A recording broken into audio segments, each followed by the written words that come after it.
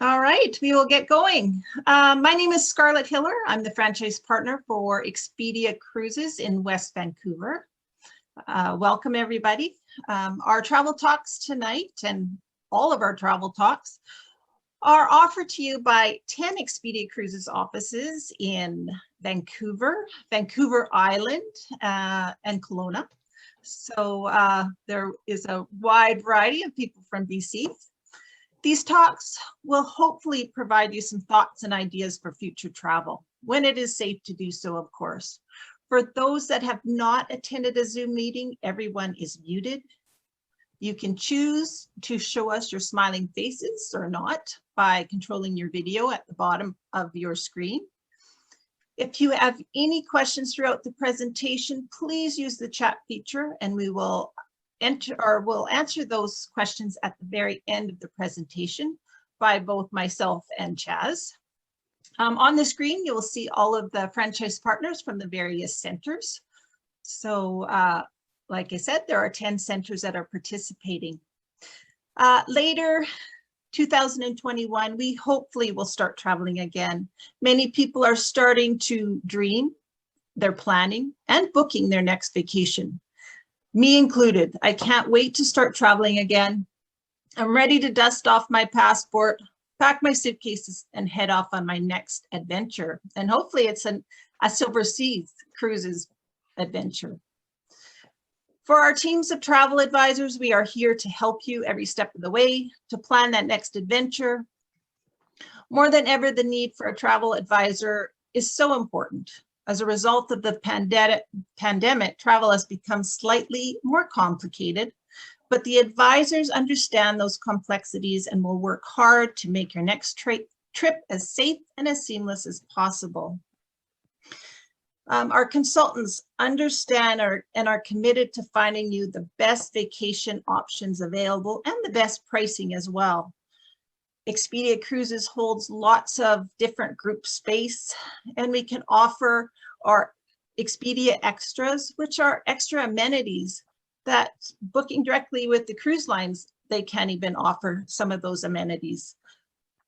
And remember that Expedia Cruises is not just, we don't just sell cruises, we are Expedia Cruises, air, land, and sea. So we can book any travel vacation for you. Our consultants will offer you advice that you can trust and will always be there for you. So there is definitely advantages to shopping local and booking with an Expedia Cruises office in your area. So without further ado, I would like to introduce our host of the Travel Talk tonight, Silversea Cruises, Chaz Dunwoody, and he is our Area Sales Director for Western Canada.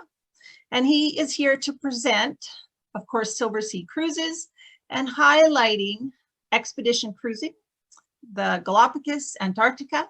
So welcome, Chaz, and the floor is yours. Great, thanks, Scarlett, for that great introduction. And everybody, thank you so much for taking time out of your evening to join us today. My name is Chaz Dunwoody. I'm the Area Sales Director for Western Canada. I also cover the Pacific Northwest in the United States and reside in Seattle, Washington.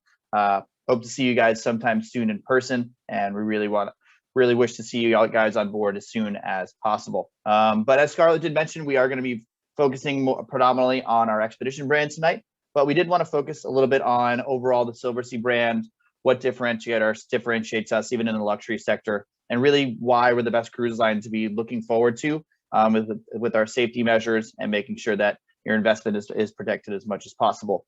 Silversea Cruises has been around since 1994. We are the largest luxury cruise line in the world. We have 9 total ships, and our biggest landmark and pillar in our brand is destination immersion.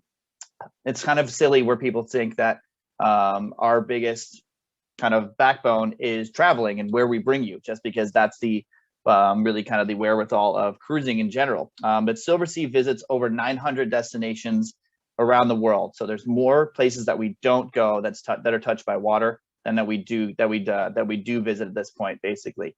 And how we really separate ourselves in that sector as well too is the size of our ships and our service as well too. For example, there are upper premium cruise lines that have ships that are 40,000 tons. That is the largest ship that Silversea has. We put 608 guests on that ship. And then the other cruise lines put 1,250 guests on the same size ship. So with physical distance in mind and social distancing, really we are the top of the line in terms of space on board, lounges, restaurant choices, and also we have the highest the highest guest to staff ratio as well too. So there's more service on board our ships, more places to go, and we have the largest average square foot of suites on our ships than anywhere else in the cruising industry as well too. Our biggest major competitor put 750 passengers on a ship that we put 608 guests on too. So really the space is really what we focus on as well. On our larger ships, Silver Muse, Silver Moon, and Silver Dawn, there are 1,200 seats in our dining venues at one time, and we only put 608 guests on board too. So you're not having to worry about making reservations in our dining venues or making reservations in lounge for shows, for spa, or getting up at 6 o'clock in the morning and putting your towel on a lounge chair at the pool. You really don't have to worry about any of that on a Silversea ship overall. But as I mentioned previously, we really are focused on our destination immersion, and how we do that differently is we bring you to the city centers of everywhere we go. We do more culturally diverse activities as well too, but our brand overall is all inclusive. We include round trip economy airfare on every single sailing we have.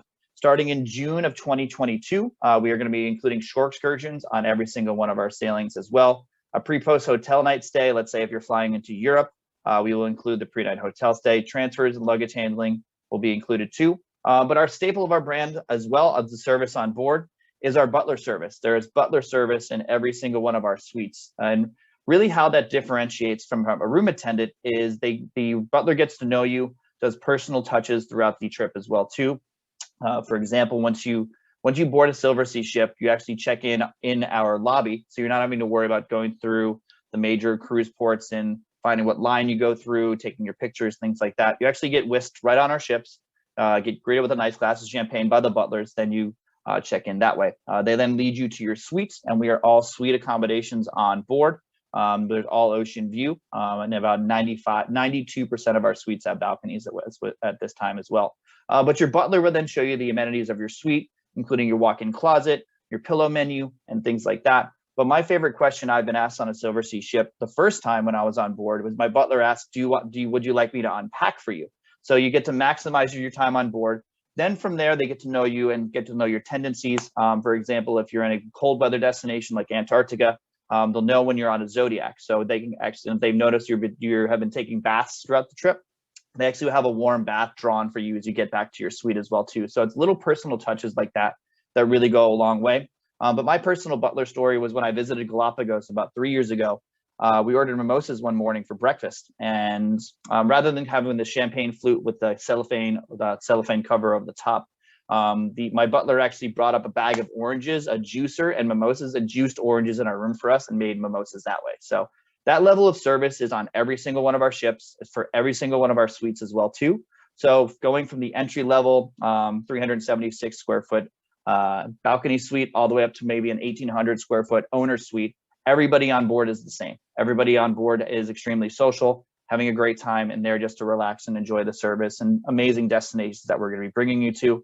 And kind of previously before, it was great to disconnect when you go on cruises, but I know that certain people need to stay connected at all times. So we do have very increased Wi-Fi services on board, being able to stream Netflix and things of that nature in suite.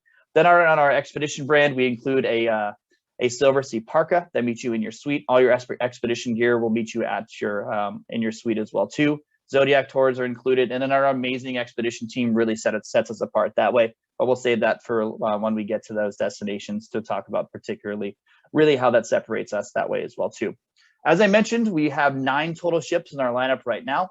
We are part of the Royal Caribbean group, and we are very proud to say that we are part of Royal Caribbean, just because going into this pandemic about January of last year, we were extremely fortunate for the financial backing that we were afforded. And really what happened with us as well too is we came out with 2 brand new ships in 2020. So, and then we continue to invest in our brand now.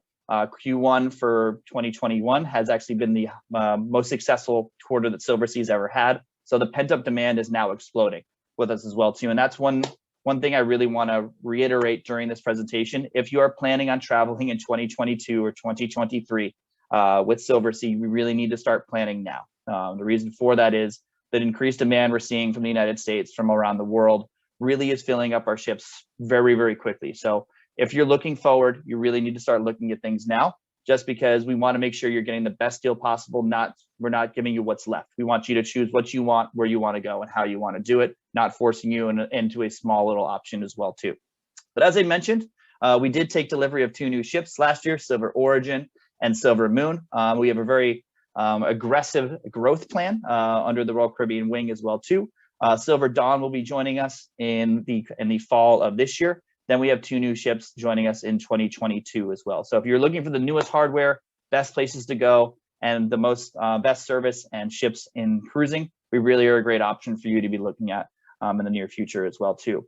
But on our classic brand, as I mentioned, we get you to city centers. We separate ourselves in even popular destinations such as London.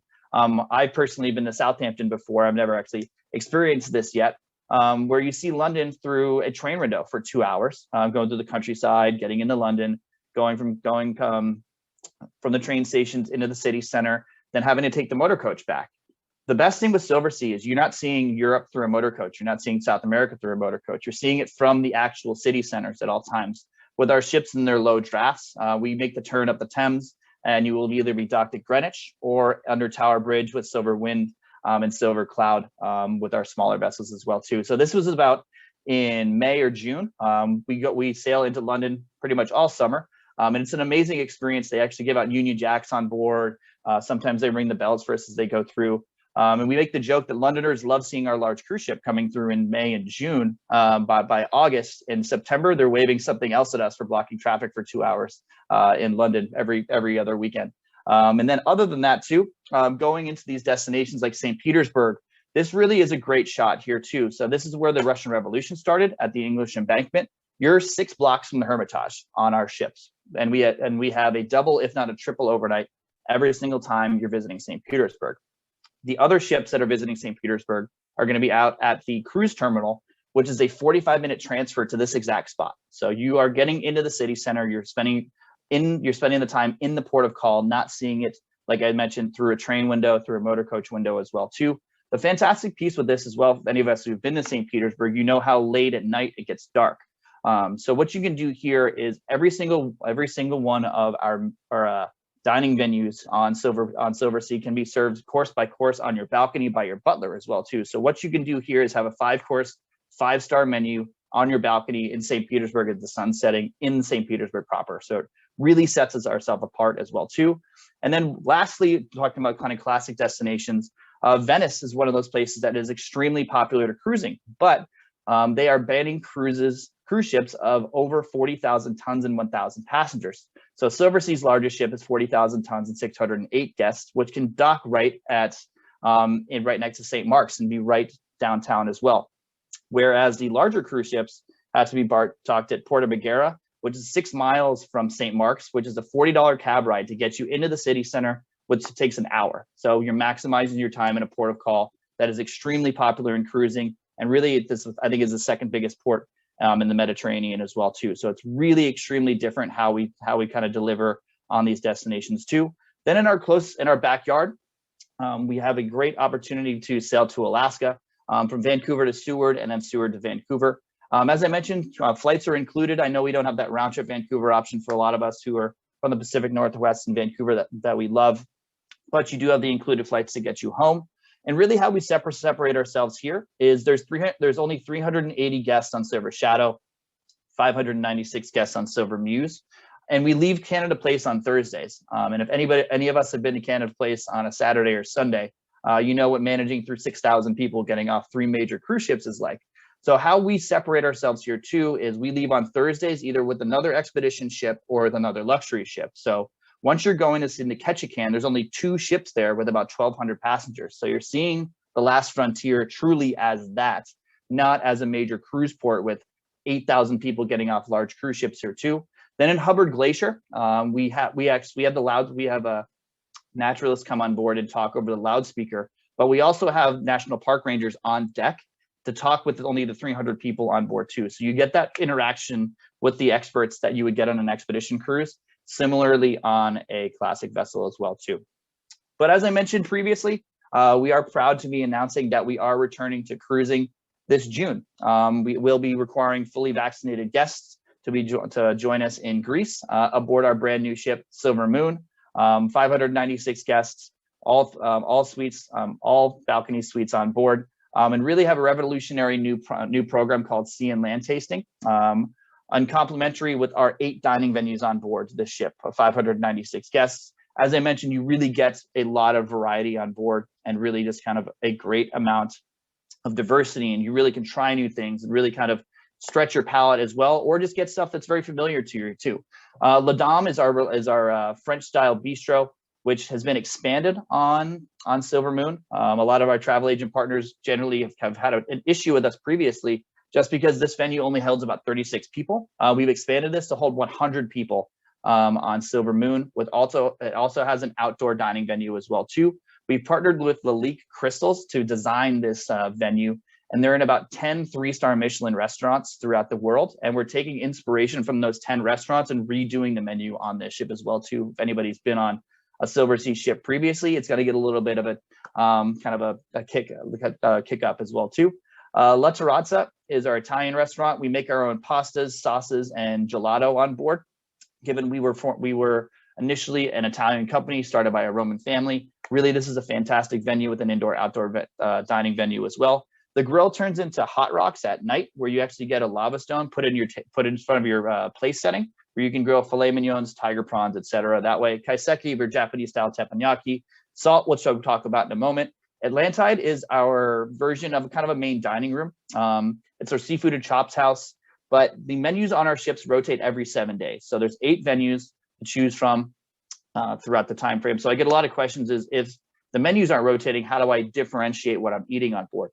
And with Atlantide, there's 58 choices on that one menu to choose from. So you could go there pretty much every single night of the cruise, get a different style and variety in that venue. Silver Note is our dinner theater on board, and Spanacanopoli is our Italian pizzeria. We actually went to Naples and went to the one of the oldest and well-known pizza makers here, took all of his menus, brought them on board our ship with the wood-fired oven as well. It's pretty fantastic, and this is open 24 hours as well too.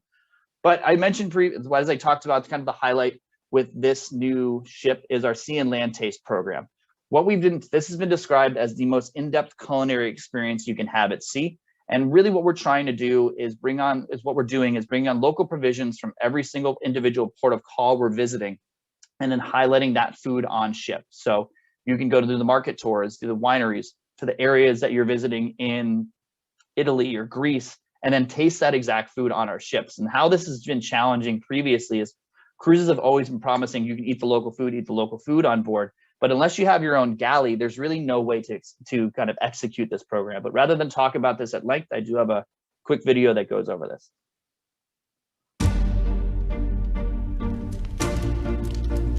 We believe that food and travel are very interconnected.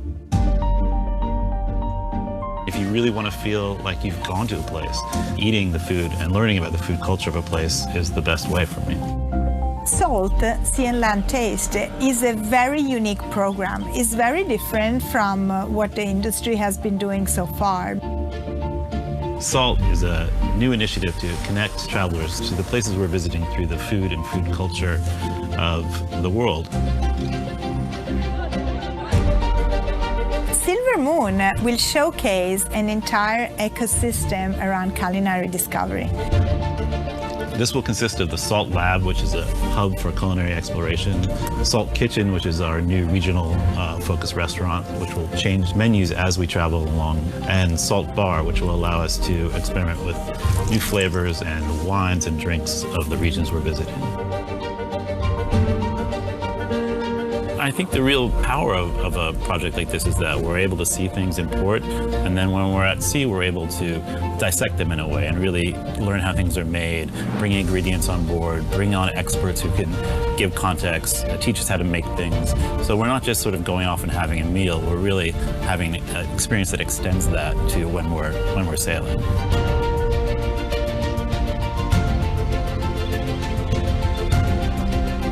The great thing about the Salt Lab, it's your hub for culinary exploration, and you go with it from place to place, and we're gonna get off the ship and have an adventure and eat things and then come back and talk about them, learn how things are made. So it keeps you connected to the places you're visiting.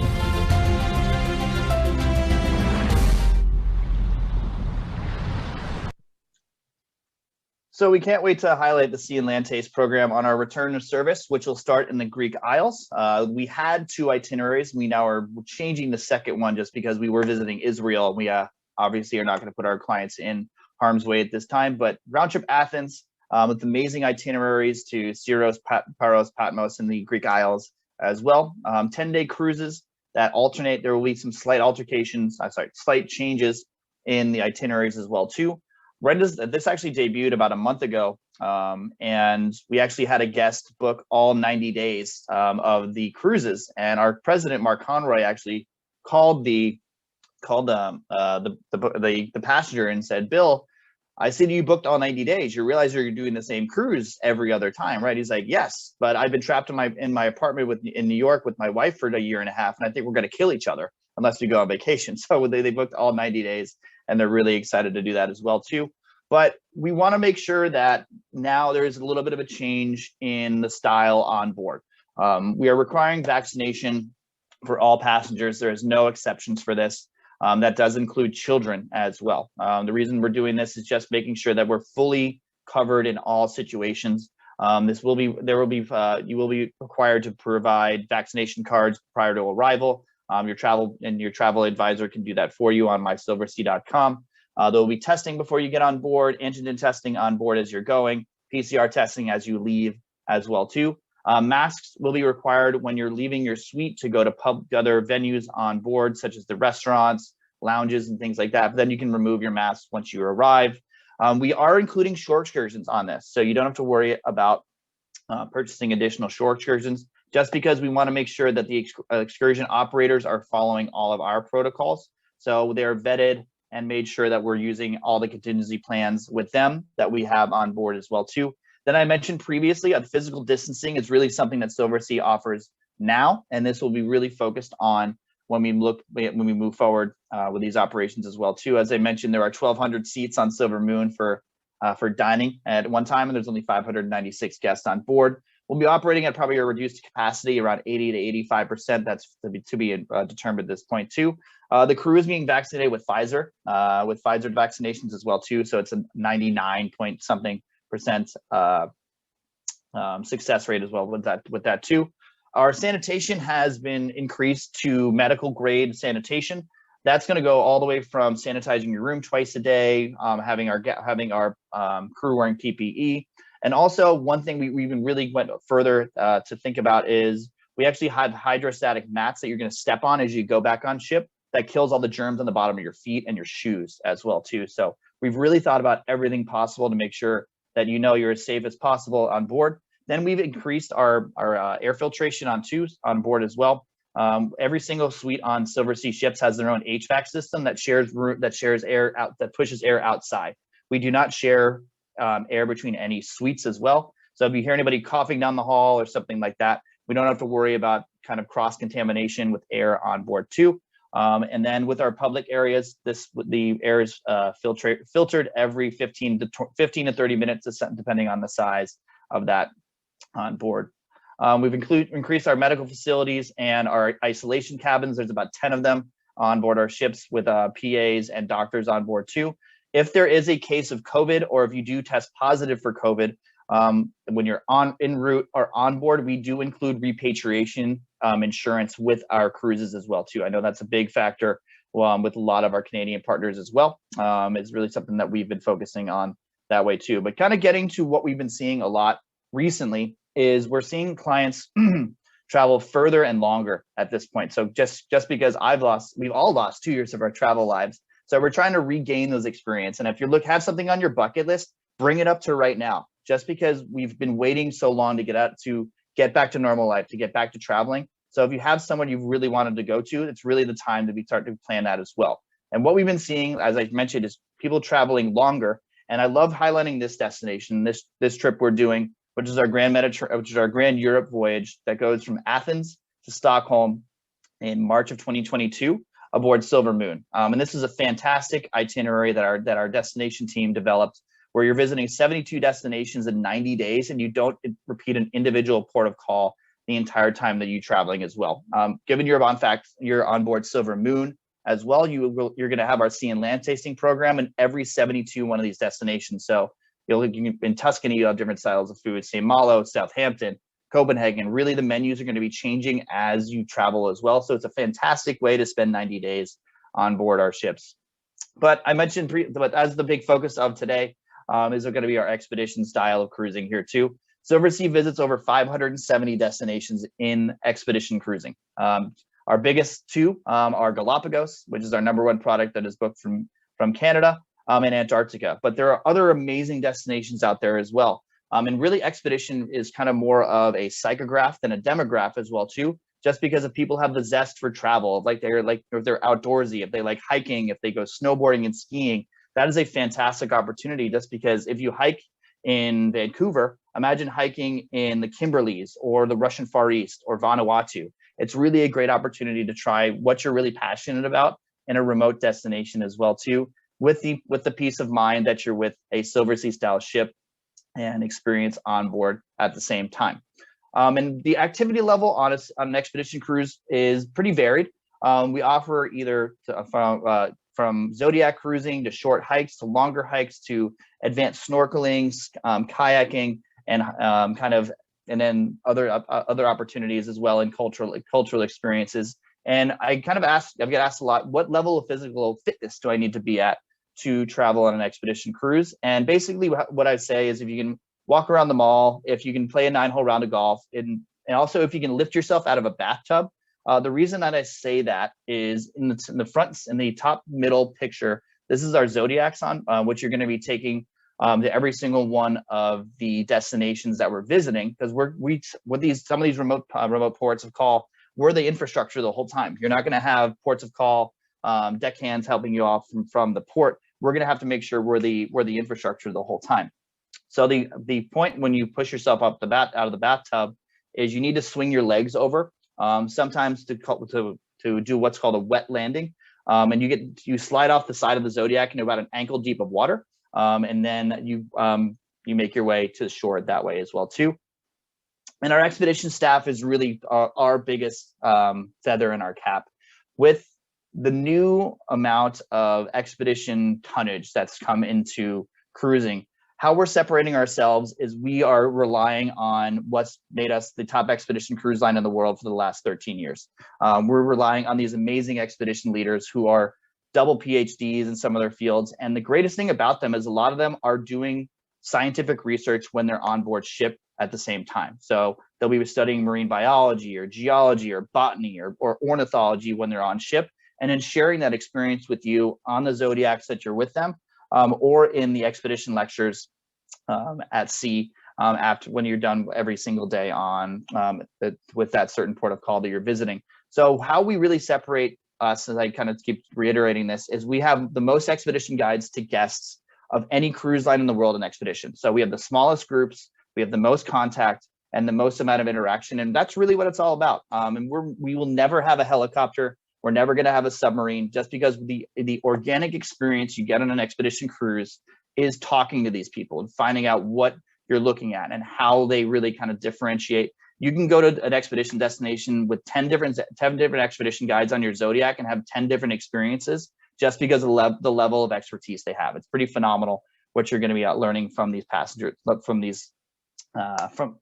expedition guides on board. And that brings you to our polar section.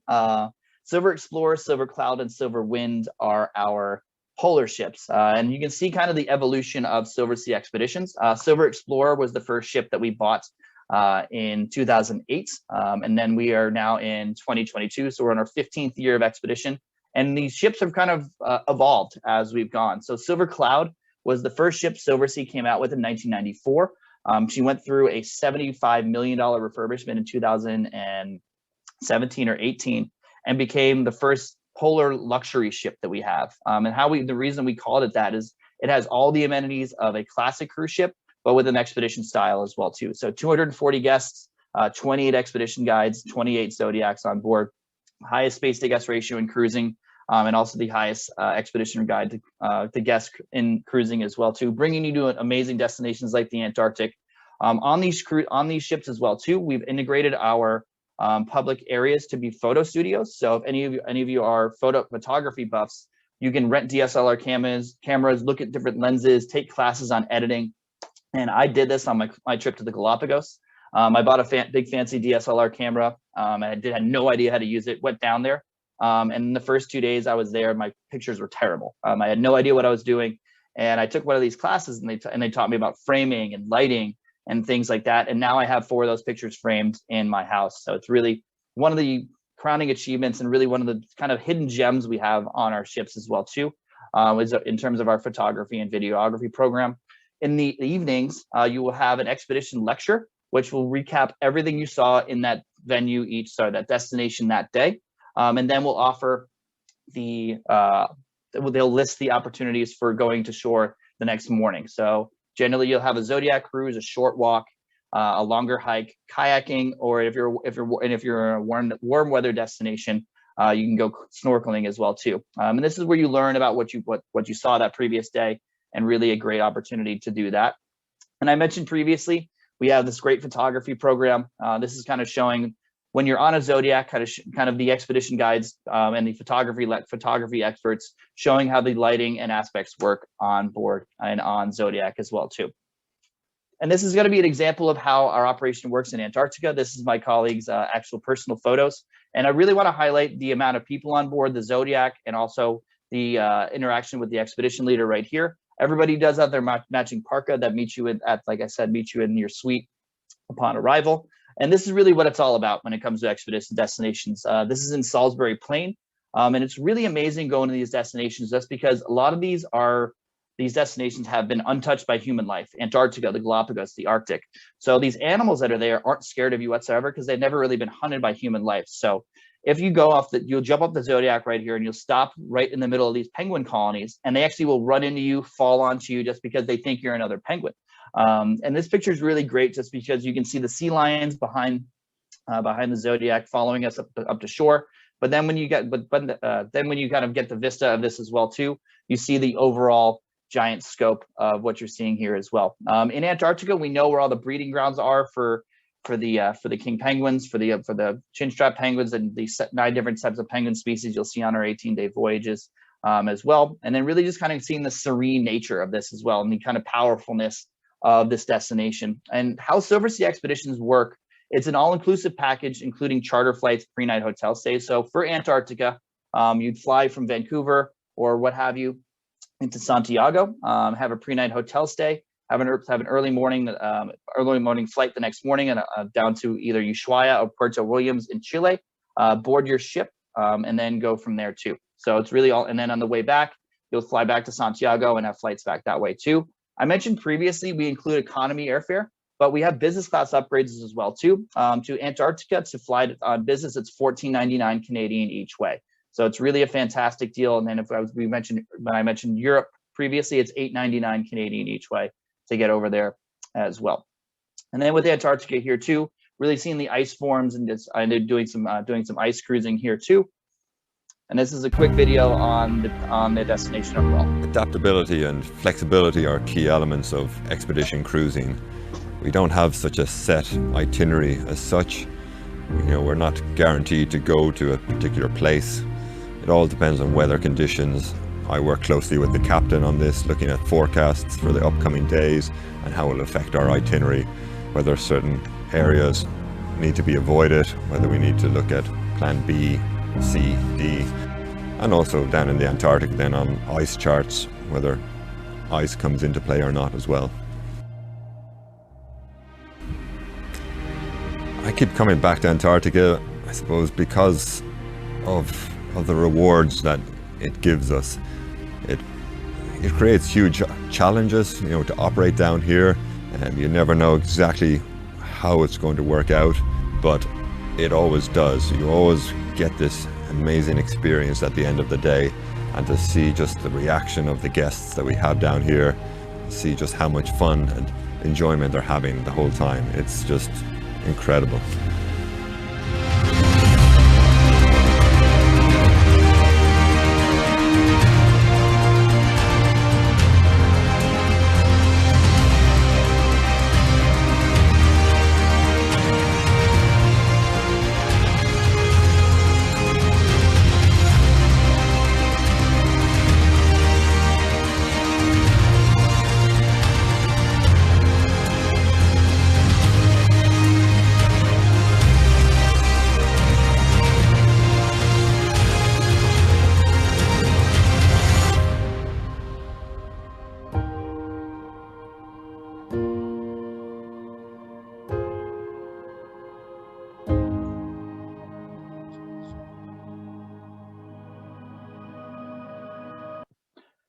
So I always like using that video with Luke Kenny, who is one of our expedition leaders who travels to Antarctica, because he's been to Antarctica over 200 times. And every time I talk to him, I'm like, Luke, why do you like going to Antarctica so much?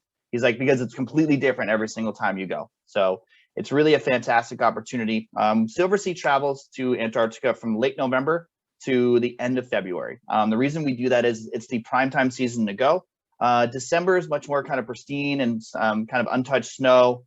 In January, you get the penguin babies from about, they're hatched in the first week of January and then they get to be fully grown by the middle of February. And then in February, you see a lot of the migrations as well. But it's really a phenomenal destination to visit in those 3 months. And the reason we go there at those times is the light, is we have the best light and opportunity to see everything that's offered in this destination too. So Silversea offers 4 different itineraries to Antarctica. The newest one that we're adding to our fleet is the Antarctica Bridge program. So how this works is you fly into Punta Arenas, Chile. You would then actually take a business class, we actually chartered a military aircraft to do European business class style flights on the King George Island, which is in Antarctica. You then board Silver Explorer for 6 days in the peninsula, then fly back to Chile from there as well too. This is great for clients who are strapped on time, who really need to have a set amount of time to get down there, just because some Antarctica voyages can take upwards of 3 weeks. This can take a total of 9 days with your flights included as well too. The predominant sailing that we have to Antarctica is 10 days, and you fly to Santiago, then fly down to Ushuaia. Then you have 2 days across the Drake Passage, 6 days in the peninsula, and then 2 days back. A really nice feature that is kind of unspoken with Silversea ships is, given our ships have newer style accommodations and propulsion systems, we can actually hold back leaving from Ushuaia and waiting to go across the Drake Passage if there's weather in there. A lot of classic expedition ships have to go right into it because they can go about 15 to 16 knots.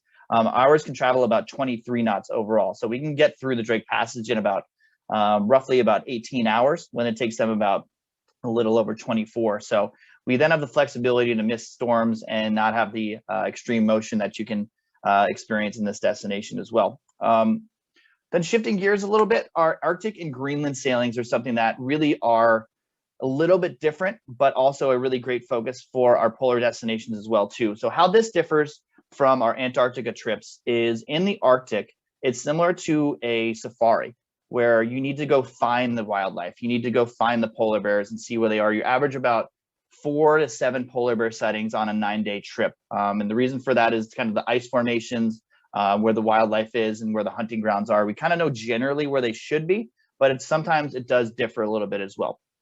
We have some great opportunities visiting Greenland with these fantastic hikes. And then for our ultimate explorers, if you wanted to travel from Kangerlussuaq to Nome over our Northwest Passage cruise, is a fantastic opportunity. The next cruise actually goes from Nome down to Vancouver. So if you want to spend about 40 days on board and go on a one-way trip back to Vancouver, it's a fantastic opportunity here too. This is ice cruising in 66 degrees north. We do open our bows for scenic cruising throughout the trips that we're on as well. This is kind of how this is how the operation works when you find polar bears. So notice how many people are on our Zodiacs. There's a polar guard on every single one of our Zodiacs as well when we're searching for these animals.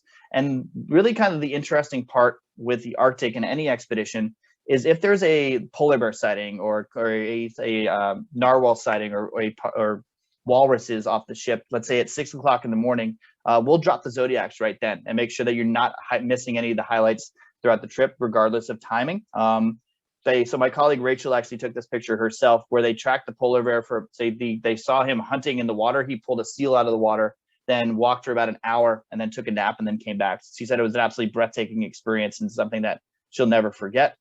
We do include sea kayaking in all of our polar destinations as well here too. So how this works is you put a big dry suit on, and you have an amazing opportunity to kayak in Antarctica, the polar destinations, as well as our warm weather destinations as well too. This is an $800 shore excursion on other expedition operators, and it's included in the cost of Silversea Cruises as well. But this is one of the trips that I really have been highlighting over the past few past few weeks. I know a lot of us are interested in kind of the eastern parts of Canada, Canadian high Arctic. And this kind of combines a little bit of everything, where you go to Ile de Madeline, Woody Point in eastern Canada, but then you make your way up to Greenland, visiting Nanortalik, which is an Inuit village, which is known, kind of showing, and they have a great museum that shows how their way of life started and where it's become to, and it's fantastic for hiking. You then make your way over to St. Kilda, which is one of the strangest and most remote destinations in the world, as well as included the Scottish Isles. It's a dual UNESCO World Heritage Site for natural heritage and culture as well too. So generally, when you're looking at a transatlantic cruise, you don't get these experiences. You don't get these amazing destinations that are built into this, but it's really kind of gives you a cool perspective of where Silversea goes and how we set ourselves apart as well too. But the destination that's closest to my heart is Galapagos. I visited here in 2018. It is Silversea's #1 destination from Canada, and that's by a very wide number as well too. Silversea started sailing into the Galapagos in 2013, and we've really kind of perfected our operation in this area. The Net Promoter Scores, which is the overall rating of the cruise per passenger on the Galapagos trips previously, was an average of 9.93 out of 10 every single week. And the ship we operated that with was built in 1987. So Silver Origin is our first ship that's built under the Royal Caribbean wing. I mean, it's purposely built for this destination. We also like to boast that we have the highest amount of Zodiacs, the highest amount of expedition guides on this ship as well too. It's 100 passengers, 86 crew members, 10 expedition guides on board too. So it's almost a 1-to-1 crew to guest ratio. There's 50 suites on board, and every single one of them is a balcony, if not higher, on board as well. You board the ship via Zodiac in our marine platform from right here. So it's just one step to get you up to this destination. And it's really a great overall package to springboard clients in the destination for the first time. Before I started working at Silversea, I had a long history in cruising in my family, and then thought expedition cruising was just kind of going to these remote destinations on these funny little boats and exploring that way. But this really kind of showed me how expedition cruising really is just kind of life-changing and really kind of gets you into these destinations that you would never think to go to ever, and with these amazing people and amazing experiences here too. So this is how you get on and off the ship every single day. There's going to be, so overall the package from British Columbia, you would fly from Vancouver to Houston, and then Houston into Quito on Thursday. And it's basically an 8.5 hour flight. So it's actually shorter to get to the Galapagos than it is to get to mainland Europe from a lot of destinations from the West Coast. So it's not as far as I thought was initially. You have 2 nights at the JW Marriott in Quito.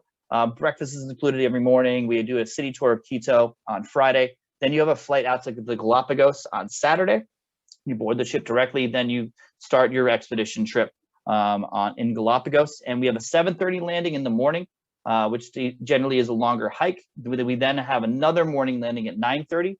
You're then back on board ship at around 11:30. The ship moves to another set of islands in the Galapagos. Then you have an afternoon landing around 2:30. The reason we do that is you're on the equator, so you have 12 hours of daylight and 12 hours of sunlight. 12 hours of daylight, 12 hours of nighttime when you're there.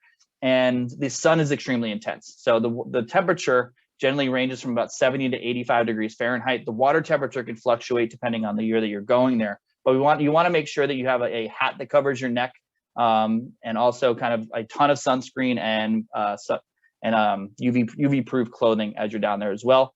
As I mentioned, it's a 100% suite, 100% balcony ship in the Galapagos. And how we've done this is we've borrowed the Horizon balcony concept which you'll see here with the window that kind of goes halfway down. So your balcony is actually built into your suite. The reason that we've done this is sometimes the weather can fluctuate a lot at night in Galapagos. So we want to make sure that all the space in your suite is utilized at all times. You then have your bathroom is actually going to be right here with a frosted glass window that looks fully out as well too. Our higher suites actually have windows that go directly out to this see directly out from the bathrooms as well as you're there. But I really recommend getting in the water as much as possible when you're in this destination. I snorkeled 11 times in 7 days. You start with a beginner snorkel, kind of getting acclimated to the weather, to the currents and things like that. And then by the end of the trip, you get put in a full drift snorkel, which you get put in a rip current, a current that runs around these two island sets, where it pulls you around the whole time. And you actually move with the currents. When I was doing that, I actually had two white tip reef sharks underneath me for about 5 minutes. Manta ray was underneath here for about 10 minutes. But the really amazing experience I had was about 3 days before that. I was there in November. It was sea lion pup season. And I had two little baby sea lions zipping around me. And I'm like, how do I get their attention to my expedition leader? And he's like, just spin around in the water and they think you're another sea lion. So I did that. And one of them actually stopped in front of me, came up to me like this and actually booped me on the face and started jumping over me as I swam away. So it's pretty amazing just how the level of experience you get in these destinations as well.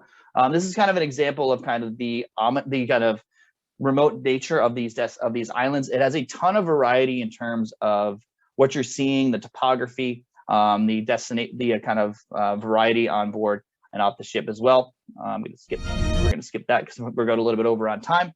But what we did here to separate ourselves is we have been granted access to landings of 5 specifically new destinations in Galapagos. So Puerto Mongle is for green sea turtles.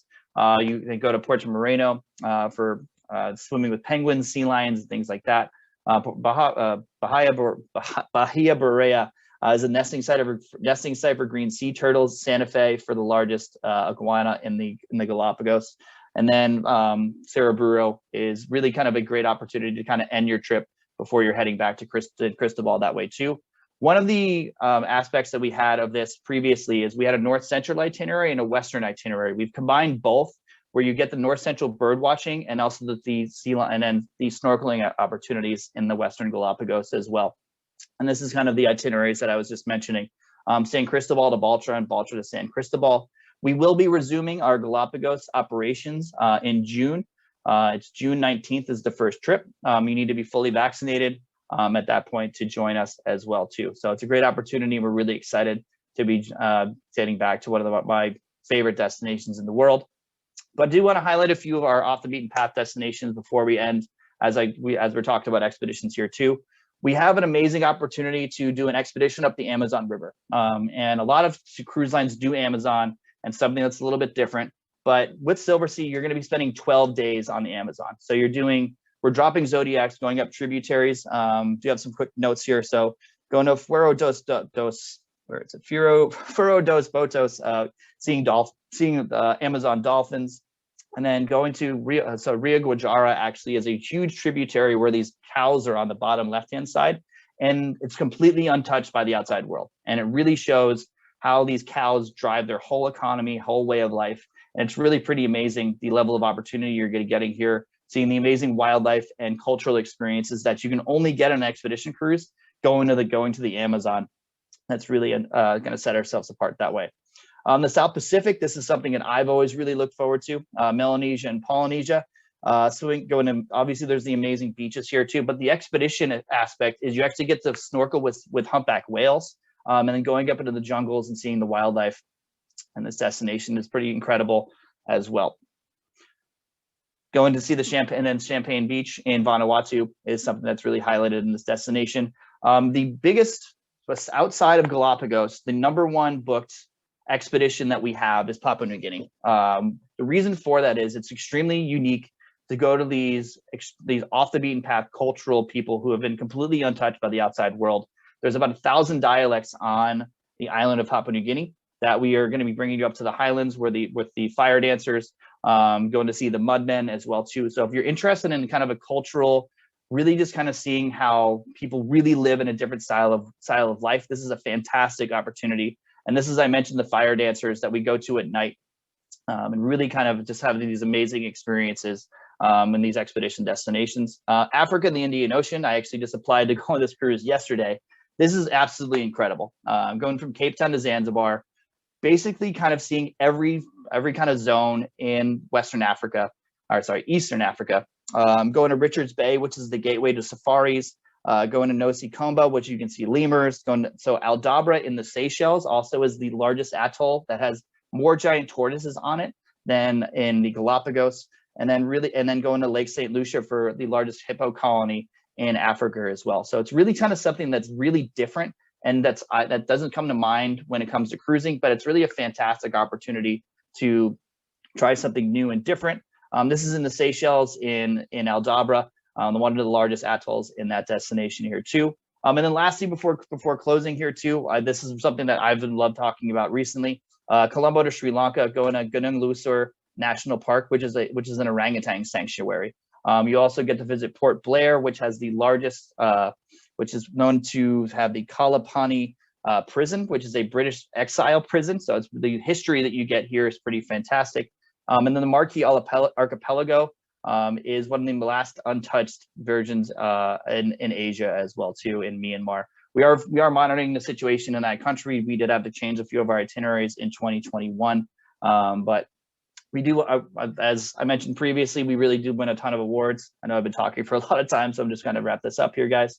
And then with our Cruise with Confidence program, what this is our backing of Royal Caribbean and our backing for your investments on any cruise that you're purchasing right now. So any cruise before May 31st of 2022, cancellation penalties don't start until 60 days prior to your trip. So you can get a full cash refund 61 days prior to your vacation when your final payment is due. If you do decide to make final payment and then get cold feet or don't want to go about 30 days prior to that trip, we will honor a 100% future cruise credit for you to take advantage of as well. So we really wanted to make sure that your investments are taken care of. Obviously, you're investing in us. We want to invest in you at the same time. A new program for any of you who have sailed with Silversea previously, it's called Sail With Us. It's a referral program. So if you've sailed with Silversea and you refer a guest who hasn't sailed on a Silversea before, you will receive a $500 credit for your suite, and they will receive a $500 credit on their suite, and you don't even have to travel with each other. As long as they book and they go on a different cruise, you get a savings as well at the same time, and your travel partners can help you out with that. And then lastly, for the next 2 weeks, if you do make a booking, if you do book with Silversea over the next 2 weeks with Expedia Cruises, you will save $600 per suite on that cruise as well too. And I do want to mention we do sell fully in Canadian dollars at a set exchange. We're monitoring that exchange right now because we did have it at $1.25, but your dollar is doing quite well. So we're making sure that we're going to be making that as competitive as possible. But with that being said, everybody, thanks so much for joining us here tonight. Scarlett and everyone, thank you for having me. And it's been my pleasure. If you guys do have any questions, please feel free to answer at this time. Put those in at this time. Thank you very much, Chaz. Great presentation. Reminder, yes, if you have any questions, please type them into the chat feature and Chaz and I will go through them in a minute or two. I just want to talk a little bit about travel insurance. We do know that travel insurance will be one of the most important components of your travel purchase going forward. We just want to make sure that you are fully understanding what travel insurance is all about. So please talk with your licensed professional or licensed consultant in regards to travel insurance, because travel has become definitely more complex and it has changed since the pandemic. So we want to make sure that you have the proper coverage. So again, just reach out to your licensed professional and they will answer all of your questions and concerns about travel insurance. Just a reminder, our offices are opened. We are available and working from the office, and many consultants are working from home as well. It is best to phone the office or email your consultant to set up an appointment. We can meet you in the office over the phone, by email, and we have this brand new tool that everybody's got so used to, and that's Zoom. So if you're not comfortable coming into the offices, we can use Zoom to have meetings with you that consultants can use, so you can have that face-to-face interaction. Our consultants are busy. They're answering questions. They're booking staycations for close to home destinations for a little while longer. And then they're booking international travel for later 2021, 22, and 23. We want you to be aware of all the new protocols for travel in our new world, or our new normal. And we want to make sure that your trips are as memorable and as seamless as possible when you are ready and it is safe to do so again. Again, I want to thank everybody for spending time with us this evening. Thank you, Chaz from Silversea Cruises. And thank you for supporting our local offices. We really appreciate your past business and your future business as well. Next Travel Talk will be on June 1st, and it will be Anderson Vacations, and they will be talking about vacations close to home, so Canada or Canadian destinations. So hopefully you can join us for that Travel Talk as well. So I will see if there's any questions, and then we will say goodnight. I had some questions beforehand, and the first one is, what is the average temperature in places like the Galapagos and Antarctica? That's a great question. So the average temperature in Galapagos, like I mentioned previously, it ranges from about 70 to 80 degrees Fahrenheit. And excuse me, I'm not fully versed in Celsius at this point, guys, sorry. But what does fluctuate a lot is the water temperature, and how that really is affected in October through about January. The Humboldt Current comes up from Antarctica and brings colder water to the Galapagos. So you're going to be snorkeling in about 60 to 67 degree water at that time. Generally, you're seeing it normally in the 70s. And given you're on the equator, you're going to be having pretty temperate air temperatures throughout the year as well, too. One thing like I mentioned previously, bring a lot of sunscreen, bring some bug spray as well. In Antarctica, you're not going to, it's not as cold as people would imagine. It's about 27 to 35 degrees Fahrenheit throughout the time frame. You have your parka that actually has a liner that zips out. When it gets warmer outside, people kind of, it's just kind of like dressing in layers, like going skiing is what I recommend. Great, thank you. The next question is, what's the average age on board your expedition cruising? Sure. So expedition cruising, as I mentioned previously, it's more of a psychograph than a demographic. Our average age probably is around 55, 60, but I've been on, when I was in Galapagos, we had a couple that was 88, and then we had 4 children under the age of 10. So you get a lot of variety just depending on the destination you're going to. And really having the kids on board was something that was fantastic. I mean, it was really interesting to see the interaction, just because when they would bring the younger children on your Zodiac, they would have the expedition leaders kind of do like a scavenger hunt. It's like find a blue-footed booby, find a sea lion, find a pelican. So it really kind of gave a good perspective of multi-generational travel, and that's really where we see it the most. Okay. And then there's a question from Polly. Do you provide the outerwear, i.e. parkas, to the guests? And I know you do. Yes, we do. And so we provide the parka as a complimentary gift. You get to bring that parka home, and it retails for about $750 US. So it's a fun little gift to bring home with you too. Excellent. And then the last question that I have is, and this is just your personal opinion, the ships that do Antarctic, do you have a preference in which ship is the best to take your cruise on? Right. I mean, yes and no. What I recommend the most for Antarctica is we have an 18-day sailing that goes to South Georgia. It starts in Ushuaia, 2 days, 1 day to South Georgia, 3 days there, and then 2 days down and back. Every single expedition leader that I've spoken to has listed South Georgia either in their top 2 or top 3 favorite expedition destinations in the world. The reason for that is Salisbury Plain has 500,000 king penguins at it when you get to go visit. So it's not particularly a ship, but I would love to do the 18-day sailing myself. I'm a little bit biased, and I would say probably Silver Cloud would be my favorite ship. I've been on her twice, but if you're looking kind of for more the classic, very rugged expedition style ship, Silver Explorer is fantastic. Silver Wind will be a sister to Silver Cloud starting in November of this year too. So you have a lot of variety down there at the same time. All right. And what about for the Galapagos? Galapagos, we just have the one ship, Silver Origin, and we can't wait for there to come out. And as I mentioned previously, Silver Galapagos, our previous ship, was built in 1987 when it was receiving average ratings of 9.9 out of 10. So we can't wait for the new ship to come. Great. Well, that is all for the questions. I thank you for the few comments as well.